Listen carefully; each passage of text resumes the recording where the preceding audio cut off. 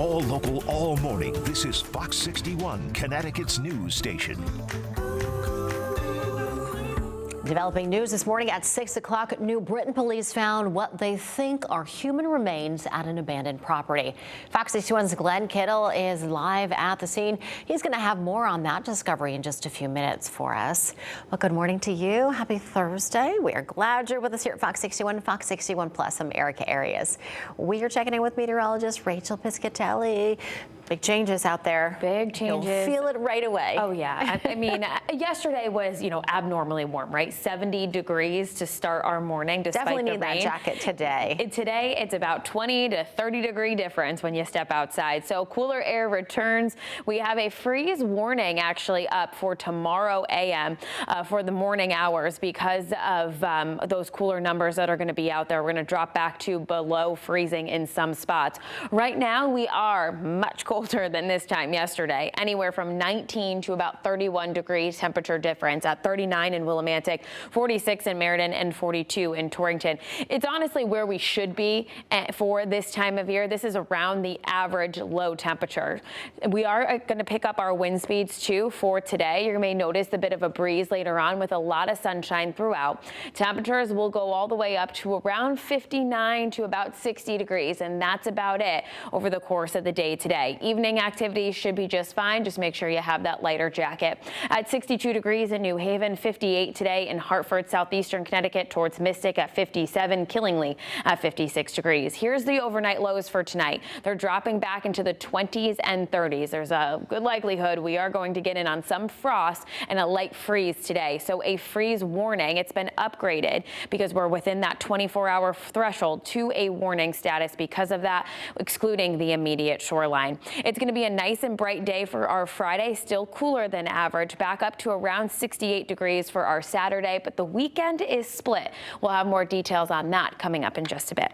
As we check in with the roads this morning here at 6:02, largely quiet with road work continuing to clear at this hour. So we'll take a look. We'll back this up quickly where we have our drive times from Windsor to the 84 interchange at around 7 minutes. So a little bit of a slowdown there on the southbound side. New Britain Ave to the Hartford Tunnel is 5 minutes. Your Waterbury drive times from exits 18 to 25 look just fine at a 4 to 5 minute drive. Route 8 Seymour to Shetland. The road work is clearing at this hour. Erica. Rachel, thanks. We are following developing news this morning coming out of New Britain. Police were responding to a call for suspicious activity Wednesday afternoon when the situation took a shocking turn. During their search, police found what appears to be human remains on that property. Fox 61's Glenn Kittle is joining us live from the scene. Glenn, what are police saying?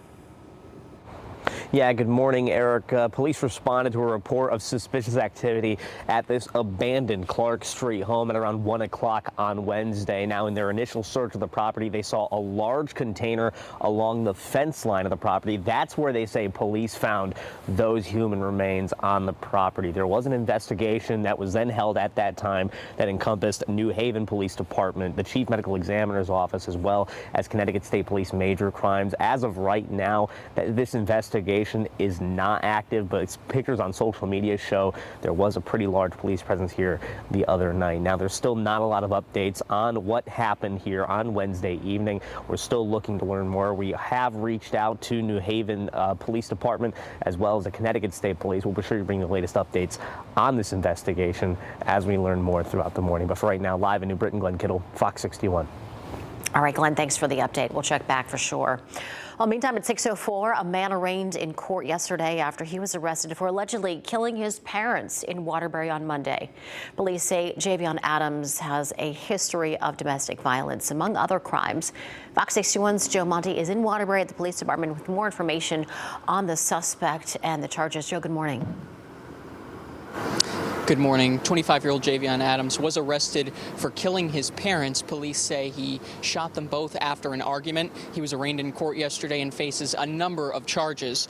Murder, larceny of a vehicle, criminal use of a weapon are just some of the charges Adams faces. He's being held behind bars on a $5 million bond, and the state wants him in prison for life without parole. This is the highest bond Waterbury Police Chief Fernando Spagnola has seen in some time. Waterbury police say Monday night Adams shot and killed his parents parents, 51-year-old Carlene Williams and 55-year-old Mark Adams, in their home during an argument about money. He left their home in a Ford SUV Monday night that was later found at a park in Middlebury, 3 miles from a burglary in Watertown. Adams is also accused of larceny and burglary in Watertown and was detained by Watertown police on Tuesday. Middletown and Watertown police are asking people who live in the area of Glenwood Ave, 3 Mile Hill, Watertown Road, and Middlebury Road to check their cameras for Adams between the hours of 5 p.m. on Monday and 6 a.m. on Tuesday. Adams may have discarded some items, including the murder weapon, which has yet to be found. When he was arrested, he was also wearing rain boots that may have been stolen from a home in Middletown. Adams has a history with domestic violence. He's been charged in the past with assault and strangulation involving his family and the mother of his child. Now, in court yesterday, Adams denied all of these charges, citing the lack of a murder weapon. Police are asking again that if you review your surveillance cameras and you see anything that happened between the hours of 5 p.m. Monday and 6 a.m. Tuesday, to alert them, notify them, give them a call if you see anything suspicious. For now, in Waterbury, Joe Monty, Fox 61. Joe, thanks. 6:06 now and happening today. Portland middle and high schools are set to reopen this morning. A major sewage backup forced the schools to dismiss early on Tuesday, and they had to stay closed on yesterday. Officials say that the problem has been resolved and classes are going to resume as normal today. Also today, the Lyme man accused of causing a deadly boat crash in September of last year is expected in court. Clayton Hackling is facing numerous charges, including manslaughter and reckless boating. 3 people died when the boat crashed in Old Saybrook. Investigators say Hackling was speeding and more than twice the legal blood alcohol limit when he slammed into a break wall. This was at the mouth of the Connecticut River. West Haven police have identified one of the 2 victims in a shooting that happened over the weekend. They say 41-year-old Jose Avila of New Haven was shot 3 times on Sawmill Road early Sunday morning. He later died at the hospital. Police say a second victim, who they have not named, was also shot in the same area and is now recovering in the hospital. Anyone with information about the shooting is asked to call police.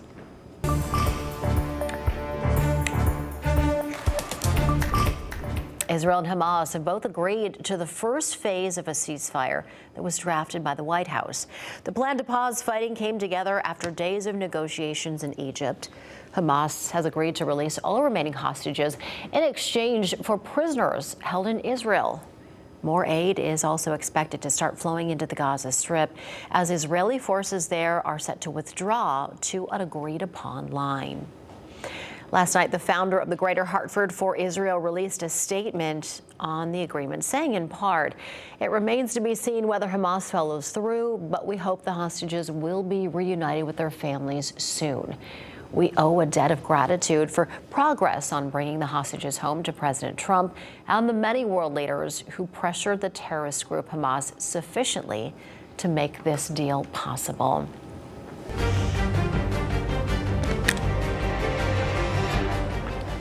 Lawmakers still don't seem any closer to opening the government back up anytime soon. This comes after another round of failed Senate votes yesterday.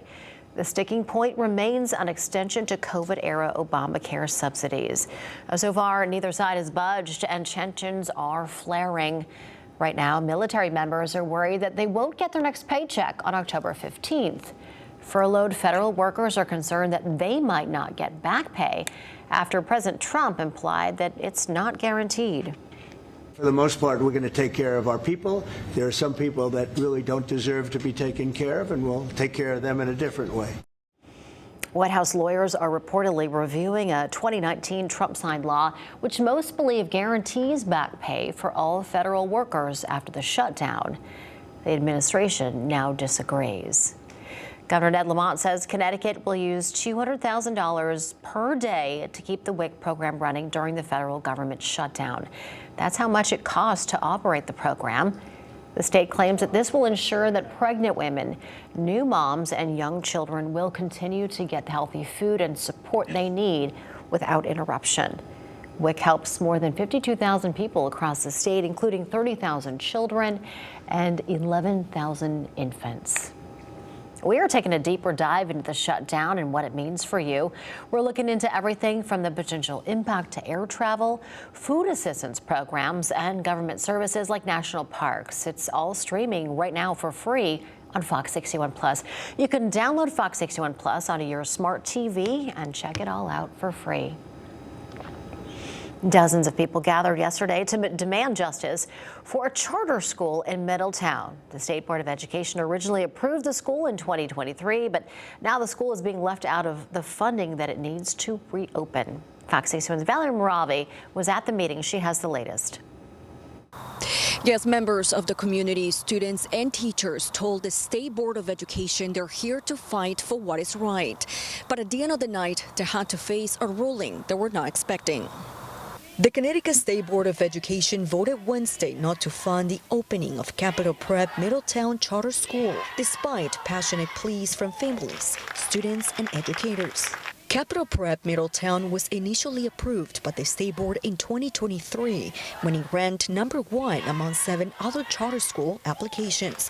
But Capital Prep was later dropped from the funding. And 2 years later, the founder of Capital Prep Middletown, Steve Perry, says they're here to fight for the funding they deserve. We asked that the State Board of Education fulfill its statutory responsibility, which is to decide which school is funded first based upon the scores received during the application process. So at that point, on December 10th, 2024, I called the commissioner. I said, hey, I don't know if you realize this, but I think y'all broke the law. But the board argues that the decision to fund the schools is up to the legislature. Director of Legal and Governmental Affairs for the Connecticut State Department of Education, Mike McKeon, explained. Under the two-step process under 1066BV, subsection A, the State Board did its job. CSD did its job. The State Board did its job. And now, to become a full-fledged charter school again, it's in the hands of the legislature. We have to determine where they're at, what their chances of success are, and ramping up and getting students and getting up to speed, and that determines where the money is getting. Now, again, the regulatory ruling came as a shock to all the student body, but as for the next step, both Perry and Capital Prep's attorney tell me they will now take this to court.